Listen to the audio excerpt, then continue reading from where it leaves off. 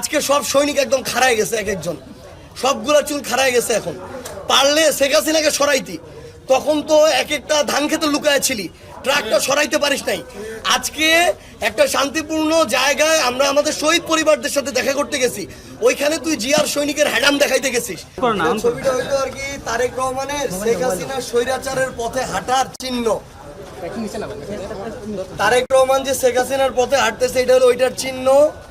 সে ছাত্র দলকে আরেকটা যে সন্ত্রাসী বাহিনী বানাইতেছে, এটার হইলো এটা চিহ্ন আর কি। এই ঘটনা কি আপনারা তো বের হচ্ছিলেন, সবকিছু ঠিকঠাক ছিল? কোনো কিছু না, আমরা তো শহীদ পরিবারের সাথে দেখা করতে গেছি, শহীদ পরিবারের সাথে দেখা করে বের হয়ে আসতেছিলাম। ছাত্র দলের সন্ত্রাসীরা আবারও 20-30 জন, তারা জিয়ার সৈনিক এক হও এই স্লোগান দিয়ে আমাদের গাড়িতে রড ছুঁড়ে মারে, ইট ছুঁড়ে মারে, পাথর ছুঁড়ে মারে। এই জিয়ার সৈনিকরা মানে দুঃখজনক, এগুলো আমরা বলতে চাই না আসলে। এরা 16-17 বছরে শেখ হাসিনা একটা চুলও বাঁকা করতে পারে নাই। আজকে সব সৈনিক একদম খাড়ায় গেছে, এক একজন সবগুলা চুল খাড়ায় গেছে। এখন পারলে শেখ হাসিনাকে সরাইতি, তখন তো এক একটা ধান খেতে লুকায় ছিলি, ট্রাকটা সরাইতে পারিস নাই।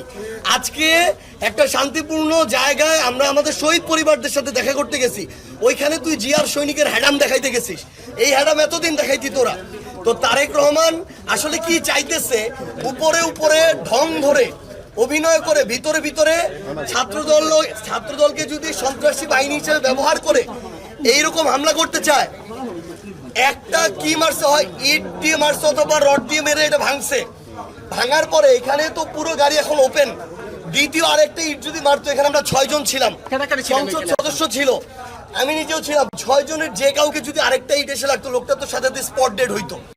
তাহলে শেখ হাসিনার মতো করে তারেক রহমান এখন ছাত্র দলকে খুনি বাহিনী বানাইতে চায় কিনা, এটা তারেক রহমান সরাসরি বলুক। যদি বাহিনী বানাই দেয়, তারেক রহমান ঘোষণা দিক, আমরা তাহলে ওইভাবে প্রস্তুতি নিব। আমরা তো ভাবি নাই যে ছাত্র দলকে তারেক রহমান এইভাবে সন্ত্রাসী বাহিনী হিসেবে ব্যবহার করবে। আমাদেরকে ওই প্রোটেকশন নিয়ে চলতে হবে। আজকে পুলিশি প্রোটেকশনের মধ্যেই তো হামলা হলো। পুলিশ তো এখানে দাঁড়ায় দাঁড়ায় নাটক দেখছে, আর কিছুই না। সামনে পুলিশের 1-2 গাড়ি থাকে, পিছনে 1-2 গাড়ি থাকে, আবার 50 জন পুলিশ দাঁড়ায় থাকে, সবাই নাটক দেখে।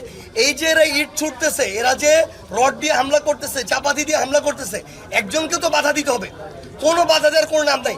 আপনারা দেখছেন আমাদের এক ভাই আলিফ, 18 বছর একটা ছেলে, চোখটা রড দিয়ে আঘাত করে চোখটা পর্যন্ত নষ্ট করে দিছে।